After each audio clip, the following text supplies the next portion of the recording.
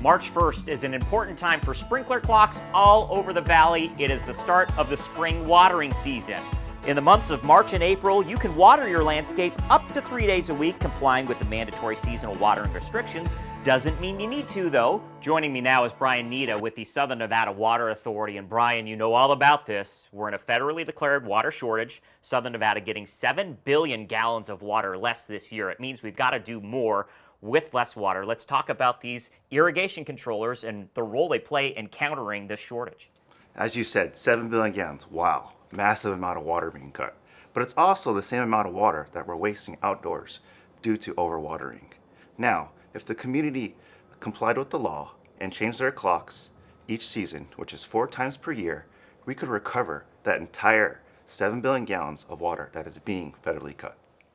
Huge thank you to those of you who do follow the mandatory seasonal watering restrictions and change your clock 4 times a year. You're doing your part to conserve water here in Southern Nevada. But Brian, there's people out there that insist they have to water their landscape every single day to keep it alive. Also, there's people out there that don't touch their clocks, or they just set it and forget it. Why is this unwise? Well, the Southern Nevada Water Authority has done extensive research on landscapes within our community. And we know that landscapes can stay healthy and conserve water by following the seasonal guidelines. Overwatering in most cases is unnecessary and it's unhealthy for your landscape. In the springtime, you can water up to 3 days per week. What we suggest is that you start with 2 days and keep an eye on your landscape as the temperatures rise. You can always add days as needed. Remember, it's about saving water for the community, and you yourself are saving water as well. Yeah, absolutely. And it's scientists.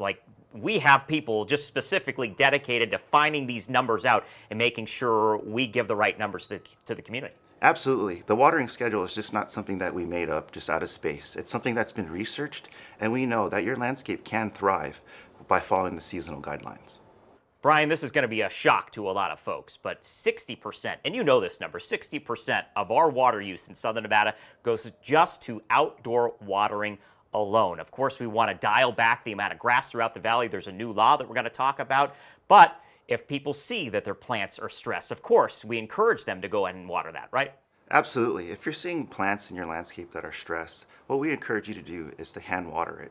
Instead of watering your whole landscape for 1 or 2 plants and wasting that water, just go ahead and grab your hose and hand water that one plant that looks stressed to help it kind of revive and get better.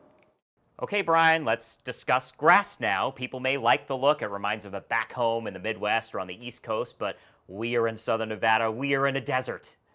We have acres and acres of what we call non-functional turf out here in the community.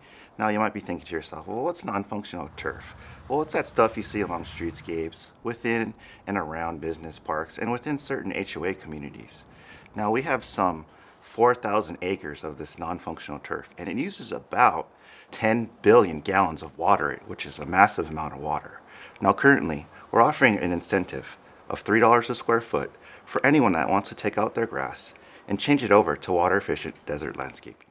So now there is that new law that's in effect that requires the removal of all this useless grass by the end of the year 2026 to try and save those 10 billion gallons of water each and every year. So we encourage folks, go to SNWA.com, start that process right now to get that rebate while it lasts. But let's be clear, Brian, this doesn't affect single-family homes, correct? Yes, you are correct. It does not affect single-family homes. The only people in the community it affects is people with non-functional turf. And non-functional turf, like I said earlier, is anything along streetscapes, within business parks, and in certain common HOA areas. It does not affect single-family homeowners.